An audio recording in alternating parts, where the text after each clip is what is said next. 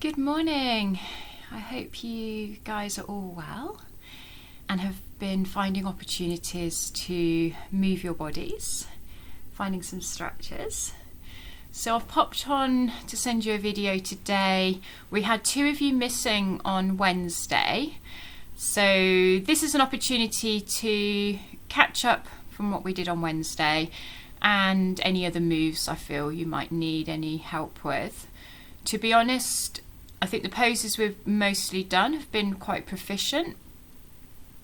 But if I can think of any reminders, I'll let you know. I don't know how long this video is going to go on, so please excuse me. And for my amateur studio space in my front room. But yeah, let's have a go. We'll go through the poses and hopefully you can have a little practice at home. And I look forward to seeing you next week. Yeah, so we'll get started.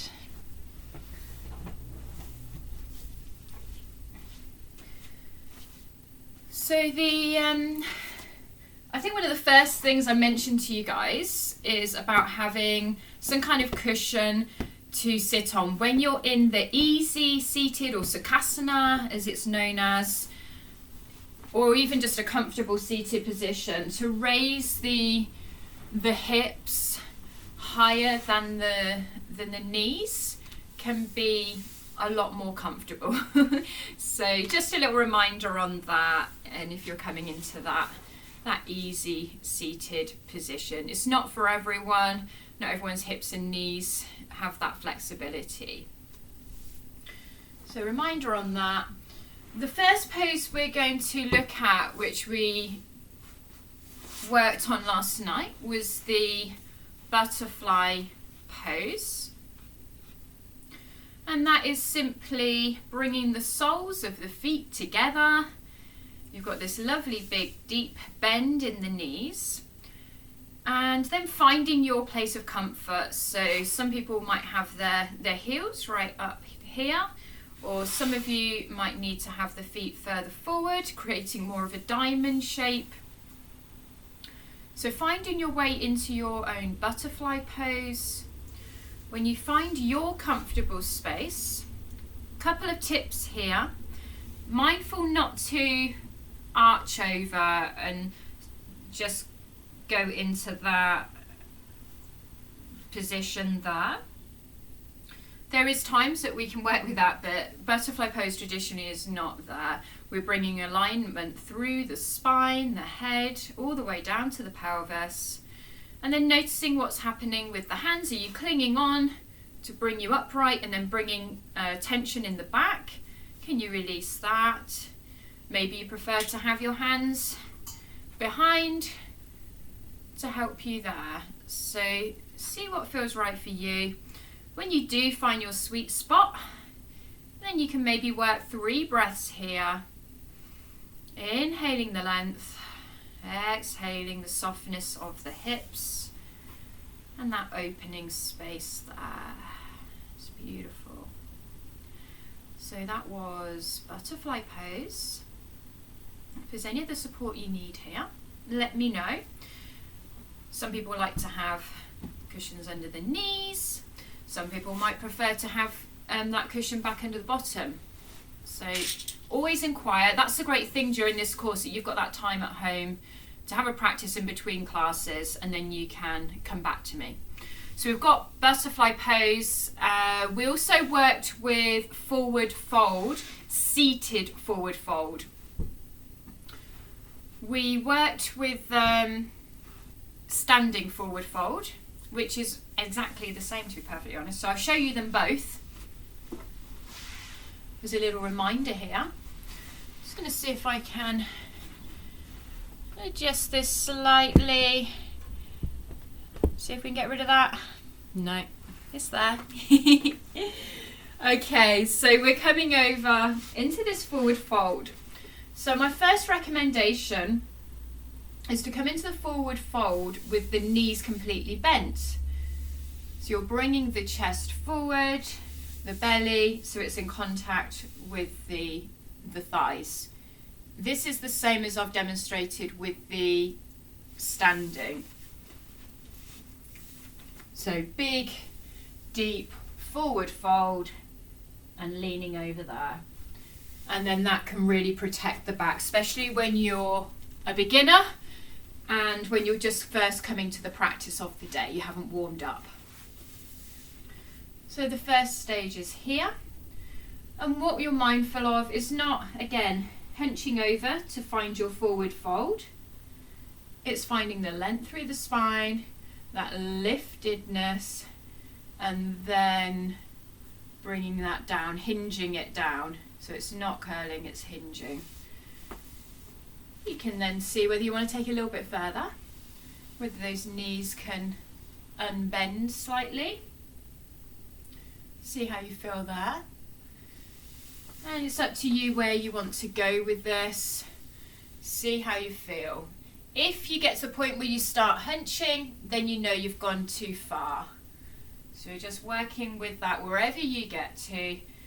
This is my first practice of the day, so I'm not going to be going all the way down. I'm going to be careful and gentle to myself and just find that nice spot there. And then when I do, I'm just going to surrender the head. With the exhales, I might find a little bit more space. Inhaling the length, exhaling a little bit further down, that's okay. And every time we come out of a pose, we do it nice and slowly. So that was your forward fold from the seated. Forward fold from the standing.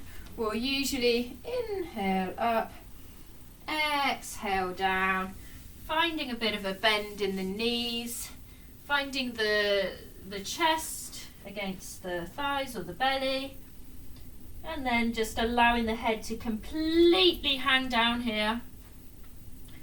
Completely straighten that down, and then you'll gradually start to bring some more length into the knees. Just another tip there, be careful. It's a hinging motion, not a hunching over motion. So we're not hunching over, we're completely hinging forward here. So you've got the seated forward bend, we've got the standing forward bend, we've got the butterfly pose. Supine twist is a bit tricky to show in this space, but I'll have a go. Supine means on the back, so we'll have a go. So whenever I come down, I always recommend just to use the core muscles to gradually lower yourself down. I can't see you now, so I'm just going to have a go, and hopefully you will have seen this. So bringing the hands out wide, knees bent. So the first position of this supine twist can be very, very simple. It can just be the knees dropping down to one side and fully dropping down there. So you start to feel that twist through the back, and then the head drops out to the opposite side. So coming back through center with the head, back through center with the feet and the knees, maybe aligning once more, dropping down to the opposite side, finding that twist and looking down to the opposite side of the knees. So this supine twist is super good for the parasympathetic nervous system, which is the sleep, rest, digest side, and if you stay in that pose for any length of time, you'll start to feel very relaxed. It's a nice opportunity to extend the exhale. With this pose, I was asked in the week, how long do you stay there? I don't know if there's a set time that you stay there. If you're a home practice, maybe 30 seconds or so, but it could be longer. If you want to develop that a little bit further, then other options are to bring the knees up to the chest, arms are wide again, and then bringing the knees down towards that side, and they fully surrender down to wherever they get to, and the head goes out to the opposite side. So the same thing there, through to center, over to the opposite side. And some people might feel that the knees are not going down fully. That's where a block, or if you've got a big book, can go between the knees, can be helpful, or under that knee. Once again, opportunities to inquire into your body. Blocks are always useful in that they bring the earth closer to your hand or whatever you need, so they can be beneficial there. So we've had the supine twist, forward fold, butterfly. We didn't do warrior on Wednesday, so in fact I'll use this as an opportunity to quickly show you a warrior, and then we'll go into it more detail on Wednesday when I can really look at you. It's one that really needs to be done in the class, really. But if I just show you so you've got an idea in preparation. Excuse me if you can't see my head. It's there. It hasn't disappeared. So bringing the palms to heart center. You've got two ways to go into your warrior. One is going from the back of the mat, and we're stepping the right foot forward, and we're making any adjustments we need to with that back foot so that the foot and the knee are in line. The front foot is strong. We've got a strong bend in that front thigh. If you can't feel it, make it stronger. And then we're gradually pushing down through the feet to create some engagement there. Even breath. The heart or the chest is shining forward, so it's not going over to the side in this position, the warrior one. We're shining forward the best we can. Don't worry about hips right now. Just thinking about bringing the chest towards the front of the mat and keeping those strong foundations of the legs. So we'll just focus on the legs for this little quick tutorial. There's more with the arms, but right now let's just think about the legs. So I'm doing it on the opposite side. You'll see I've got a bit of a angle with my foot there. Some people like to have it out. You know, just inquire what is the most comfortable for you, what's good for the knee in line with the foot. Find your strength here. It's a balancing pose as well as a strengthening pose. It's beautiful, it's empowering. Absolutely love it. Even breaths there. Okay. So gradually get out of that. This mat's a bit loose. And then let's have a quick check. We've done the tree pose and I feel like you've pretty much got the idea of that. The next step from the tree pose is to bring the arms up. So we will do that next week. Cat cow, I think you've all got now. I know I've encouraged you to breathe in with the cat. In with the cow. So I'm going to confuse you now. So we begin with a nice flat back, tabletop position, wide fingers to alleviate pressure. If you can, tops of the feet to the floor. If you get cramped, don't worry, just do what you need to do there. So it's inhaling with the cow, feeling that dip of the spine, opening of the chest, shoulders are back, inhaling into the space, exhaling into the arch.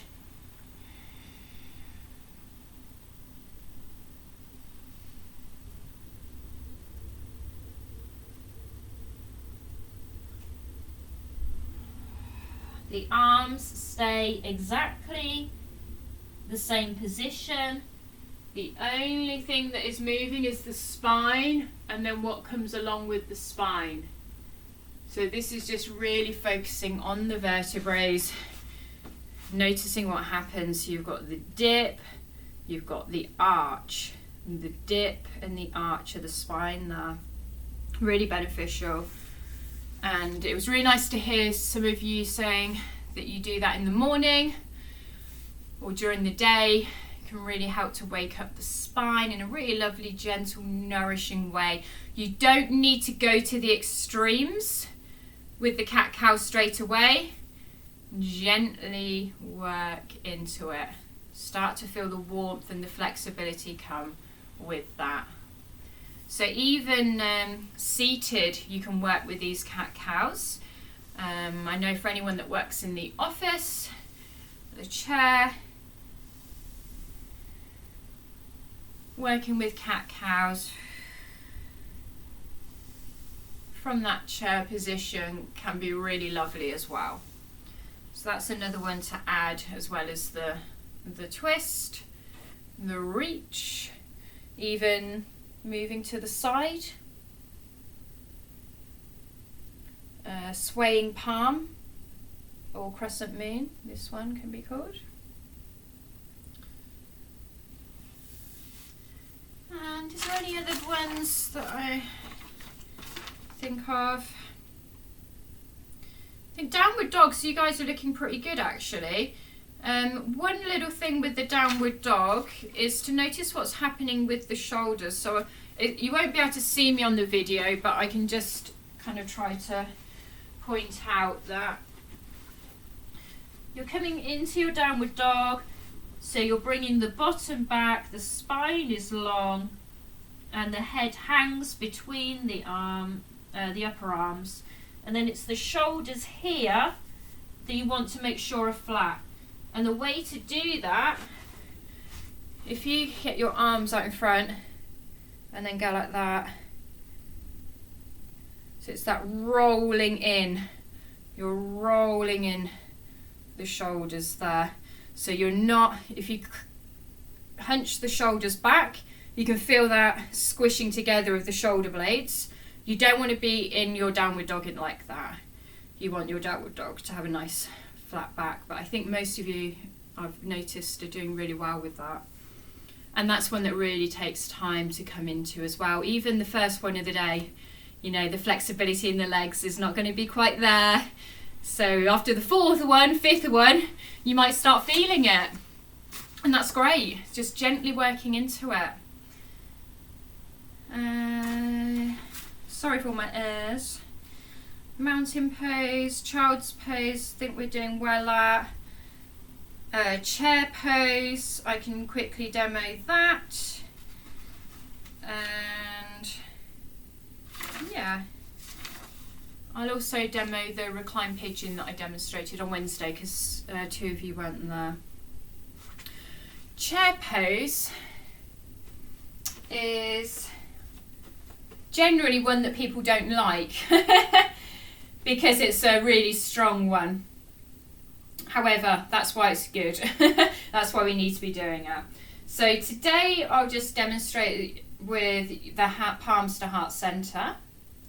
But when we're coming into it, we've got feet. You can have hip distance apart, or you can have the feet together.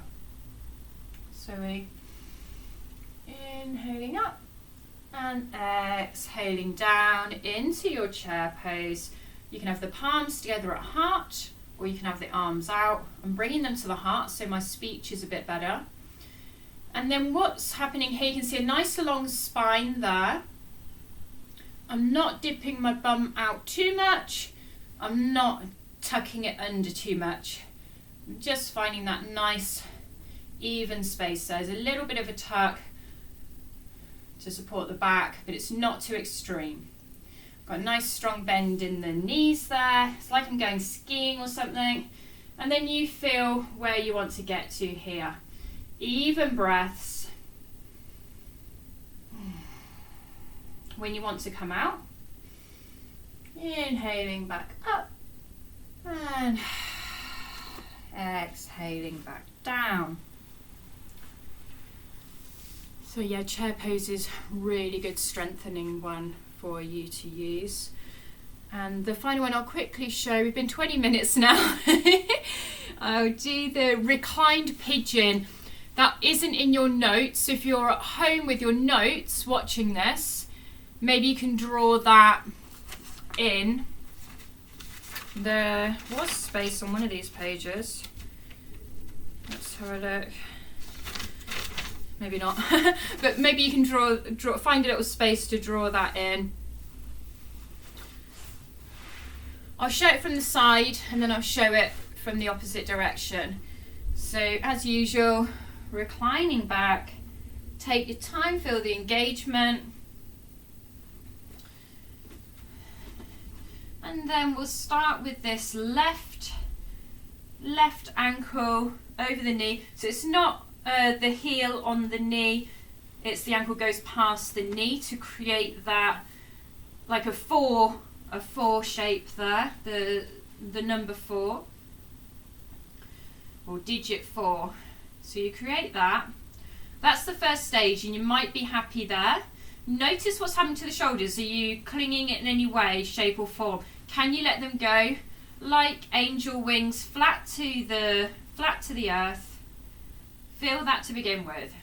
If you want to take it a step further, we're threading the hands through that right leg, and this is where you really start to feel the work in the sciatic nerve and feeling that release there. It's absolutely lovely. Go gentle, you don't want to be too strong once more. Take your time. If you come up and it's too far, you can maybe try just holding it there. Anytime you push that knee back, you will feel it stronger. Or maybe you just need to keep it down. Whatever you're doing, keep the toes up to the ceiling. And then as usual, take yourself out, realign and take it to the opposite side. So I'll show you the opposite side from this direction so you can see me hopefully a bit more clearly. I can't see you. Bring the ankle over the top. Find something comfortable for you. Notice pushing the knee back. And then if you'd like to thread the needle, then you can work with that. Toes to the sky. And just noticing what's happening with the shoulders. If they're completely compromised with the threading the needle, then you can bring them back. Other variations of this, a bit stronger, are to bend that knee and then clasp through. So that's incredibly strong there. I don't recommend that to begin with at all, but it's something you might want to work towards. Okay, so just lower that down and gently release. Little wibble wobble, and I will come back up. I think that will do for now. With just a little recap though on where we've come from. We've had 3 classes and you guys have been awesome. We started with the breath, connecting with the breath, the way it comes into the body, complete breath awareness, and knowing that every pose is guided by the breath. And every time the mind starts to wander, we start to bring it back into the breath. And I know they might just be words at the moment, and that's okay, but it will gradually start settling in, and you'll gradually start to find that peace that the breath can offer, and those little places of meditation. Yoga is for meditation. That's what it was designed for. These yoga asana, which means the movements, it's all for the meditation. The second session we talked about the spine. So the 7 directions of the spine. We have the ascension, we have the 2 bends to the side, we've got the forward bend, we've got the back bend, and then of course we've got that Beautiful twist. If you're working into a twist, just a reminder, you're inhaling up and twisting back. And I'll just demonstrate that on the opposite side. This is a comfortable seated twist, but you can also work with the position that's in the booklet. And then last week we worked with engagement. So finding engagement in your poses. If you're not finding engagement, you're maybe not working the muscles as much as you'd like to, you know, and part of the yoga is building strength, part is building flexibility, and then the major part is bringing that sense of well-being and peace and balance and alignment and all of that beautiful stuff as well. So building the strength only happens when you feel the muscles working, like in the chair pose. The example I showed on Wednesday was to have your normal tabletop position with your arms and then push through the hands into the earth and notice the difference, feeling the muscle engagement through the arms, in the shoulders there, and then let that go. So there's quite a difference there when it comes to engagement, and we'll talk about that more next week, especially with the warrior pose. Okay, I'm going to finish now. Promise. Yeah, please ask any questions. Hopefully this has all been clear. And yeah, I'm here if you need me. Okay, bye.